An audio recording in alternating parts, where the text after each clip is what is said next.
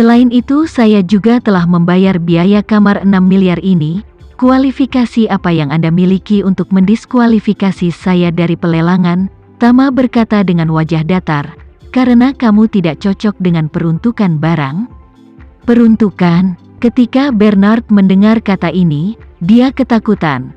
Dan hanya setelah beberapa saat dia sadar dan meraung, ini pertama kalinya aku mendengar tentang lelang dengan barang. Itu benar-benar konyol, Tama tertawa. Jika Anda pergi ke toko Anda untuk membeli tas dan perlu mencocokkan barang, tidakkah Anda perlu datang kepada kami untuk membeli pil peremajaan? Mengatakan itu, dia mengeluarkan voucher konsumsinya sendiri dan mencibir, ini, lihat, untuk membeli tas lebih dari 100 juta di tokomu, kami harus mencocokkan 1 juta barang, dan barang yang cocok adalah semua sampah yang tidak dapat dijual selama beberapa tahun dan tertutup debu. Bos kami juga belajar dari sekarang, sepenuhnya belajar dari strategi bisnis Pak Elnor. Bernard melihat daftar belanjaan, dan wajahnya berubah menjadi jelek. Alokasi barang adalah aturan tak terucapkan dari industri mewah. Bernard telah lama akrab dengan aturan tak terucapkan ini dan bahkan mengandalkan aturan ini untuk mendapatkan banyak uang. Tapi dia tidak menyangka bahwa hari ini, itu akan menjadi Tama dengan serangan balik yang sama. Apalagi daftar belanja ini menunjukkan alokasi barang yang benar-benar terlalu bodoh. Sebuah tas, tapi dengan harga jual barang 6 kali lipat, ini sungguh tidak berperasaan. Jadi, dia berkata dengan wajah malu, ini, sejauh yang saya tahu, jumlah jatah normal hanya beberapa kali lebih tinggi dari harga publik. Lebih dari 100 juta tas, jatah 200 juta sudah cukup. Saya tidak yakin mengapa di sini adalah jatah juta. Mungkin itu adalah perilaku toko itu sendiri. Tama melambaikan tangannya. Kamu tidak perlu menjelaskan terlalu banyak. Sekarang bos kami hanya memberimu 2 pilihan. Anda harus menyelesaikan penjatahan jika Anda ingin berpartisipasi dalam pelelangan pil peremajaan.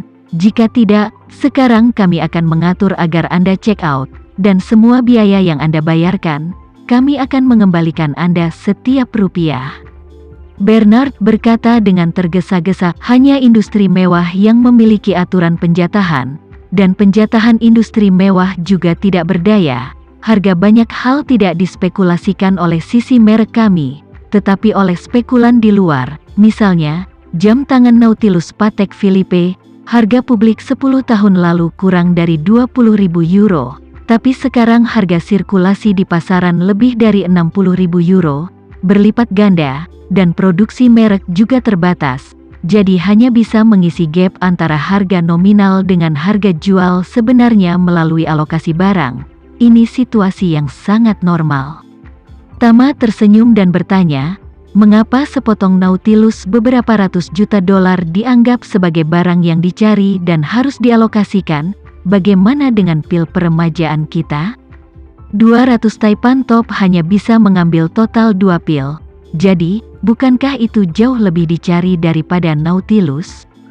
Bukankah wajar jika itu perlu diberikan seperti Nautilus, tetapi bahkan lebih ketat, saya? Bernard tiba-tiba terdiam. Jika menurut logika ini barang ganjil dapat dikeluarkan, maka perlu pengeluaran barang. Pengembalian pil perlu dikeluarkan yang memang merupakan hal yang wajar. Bernard tidak dapat menemukan alasan untuk menyangkalnya sekaligus. Ketika dia bingung harus berbuat apa, kepala pelayan di samping tiba-tiba berkata, Tuan, memang benar pil peremajaanmu lebih berharga. Tapi ini lelang. Jika Anda memiliki harga tetap untuk eliksir, maka kami akan menerima permintaan Anda untuk kecocokan di atas harga itu, tapi lelang ini seharusnya untuk penawar tertinggi. Jadi mengapa lelang harus mencocokkan barang tambahan? Ketika Bernard mendengar ini, dia langsung menyala dan berkata dengan keras, ya, ini adalah lelang. Saya belum pernah mendengar ada orang yang harus mengalokasikan barang tambahan untuk pelelangan. Tama membaca sekilas mulutnya dan tertawa. Kalau begitu kamu benar-benar terlalu banyak berpikir. Aku tidak memintamu untuk langsung mengalokasikan barang untuk pil peremajaan. Lagi pula, Anda belum menembak pil peremajaan, saya meminta Anda untuk mengalokasikan barang untuk kualifikasi untuk berpartisipasi dalam lelang pil peremajaan. Jika Anda mencapai standar alokasi kami, maka Anda dapat berpartisipasi dalam pelelangan. Jika Anda tidak dapat mencapai standar alokasi ini, saya minta maaf. Belok kanan keluar dari pintu dan silakan pergi. Ekspresi Bernard sangat jelek dan dia berkata, "Kamu benar-benar perampok." Tama secara retoris bertanya, "Apakah kami merampokmu?" "Kami bekerja berdasarkan prinsip kerja sama sukarela, sama persis dengan aturan alokasi toko Anda. Jika Anda bersedia mengalokasikan barang, Anda dapat berpartisipasi dalam pelelangan. Jika Anda tidak mau bekerja sama, maka Anda tidak dapat berpartisipasi."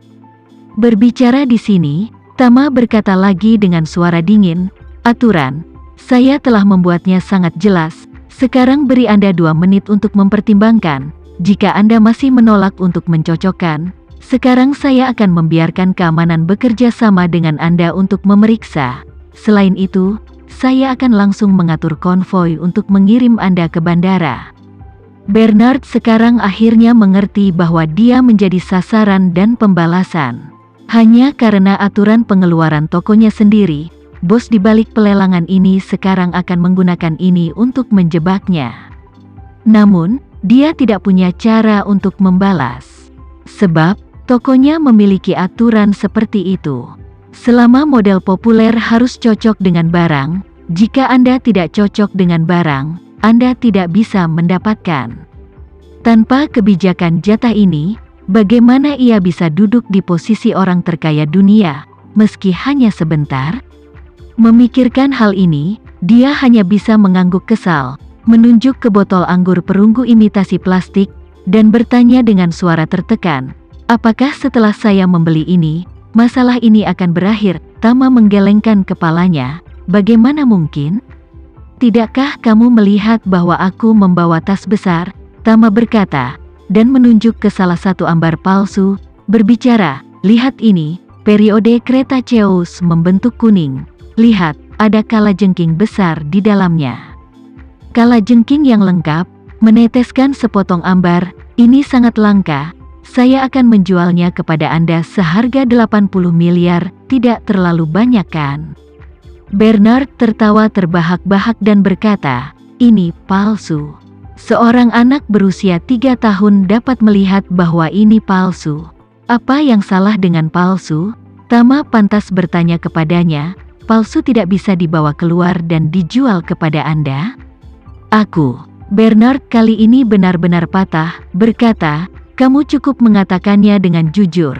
Berapa banyak uang tambahan yang kamu butuhkan untuk memaksaku membayar agar puas?" Tama berkata dengan wajah tidak senang, "Kamu mengatakan ini. Aku tidak suka mendengarnya. Kami membuka pintu untuk berbisnis. Ini semua tentang perasaan Anda dan keinginan saya.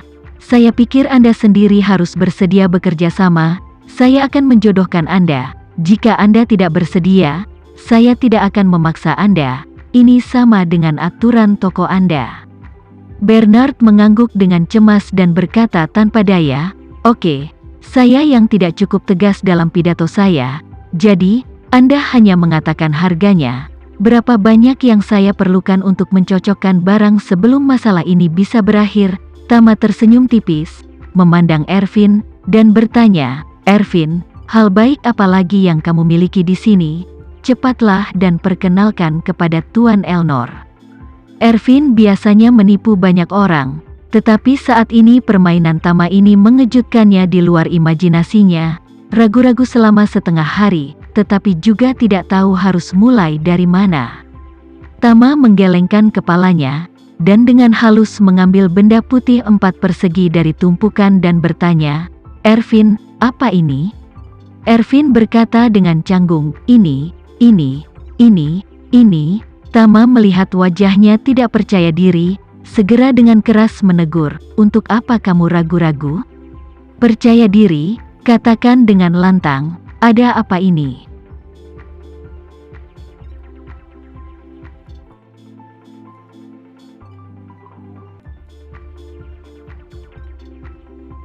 Sekian dulu ya video kali ini, kita lanjutkan lagi videonya di lain waktu. Oh iya, bagaimana menurut kalian? Semoga bisa sedikit menghibur kalian semua. Untuk teman-teman yang baru nonton, jangan lupa subscribe ya, hehehe. Dan kalau teman-teman ada yang ingin gabung langganan, bisa langsung gabung saja untuk dapat fitur yang menarik dan sedikit membantu Mimin. Terima kasih banyak sudah menonton, sampai jumpa lagi, bye.